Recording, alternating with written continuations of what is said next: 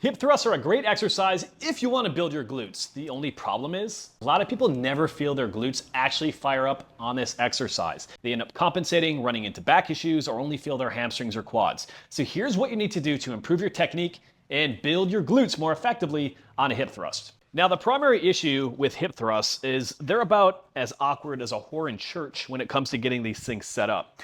So a couple baseline things we need to think about. It's completely fine to use a pad in the beginning to get used to having the bar directly on the crease between your hip. Now, I'm setting this up at home. I use a short aerobic step. If you've got a hip thruster, great. If you have a plate loaded machine, great. If you only have a bench, great. They can all work.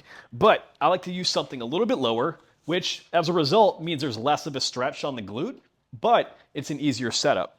So first and foremost, feet about shoulder width, toes slightly out. When your feet are slightly out, 15 to 30 degrees, we can recruit the glutes incredibly effectively. We want the feet shoulder width or slightly wider because we don't want to bias the exercise to where you can't get a full stretch, or you really bias it directly towards your quads. More on that in a minute. So when we get going directly on the hip thrust, feet about shoulder width apart, toes slightly out. We don't want to be too narrow here. It's not going to be effective. That's the initial part, right? Hands for me, right around the rings, shoulder flat, abs braced, okay? So when we are going here, we want to make sure that the shin is vertical. For example, if we get the heels out too far, when you're doing a hip thrust, what ends up happening, and I'll show you some reps, we end up biasing. One, we're a lot less stable, but many people will start to just feel their hamstrings, right? That's not what we want. We want to build the glutes. So we want the feet. So when we actually go up and do that hip thrust, we have a 90-degree angle. We want a vertical shank for that lower leg, right? Now, we also don't want the feet too close together, because if they are too close to your heels and then we have an acute angle, so it's tight like that, what's going to happen for many people is they just get a crazy quad pump and they don't feel their glutes either. So 90 degrees is the key.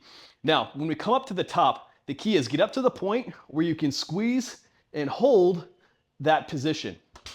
We don't want to go to the point and then just go as high as possible, because what a lot of people end up doing, and I'll show you some examples, is they just end up forcing that range of motion and actually go into lumbar hyperextension. That just jams the facets of your spine together and causes more issues. So the key is we just want to go up to the point of full hip extension where you can squeeze your butt right back down under control. In this case, I can touch and right back up.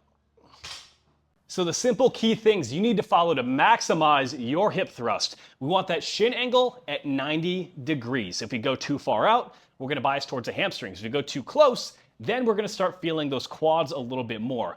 We want a good controlled stretch all the way through on the bottom. And then when we come back up on the contraction, it's just a full hip extension where you can squeeze your butt. If you go higher, a lot of times you're just going to go into a lumbar hyperextension. It's just going to jam the facets of your spine together and cause back pain. So if you want to be able to maximize the effectiveness of your training directly with your hip thrust, that's what you need to do. And if you want more videos like this to improve your exercise technique, feel those muscles contract, and get more bang for your buck out of every workout, check them out. If you want me to hit another exercise, drop it in the comments below.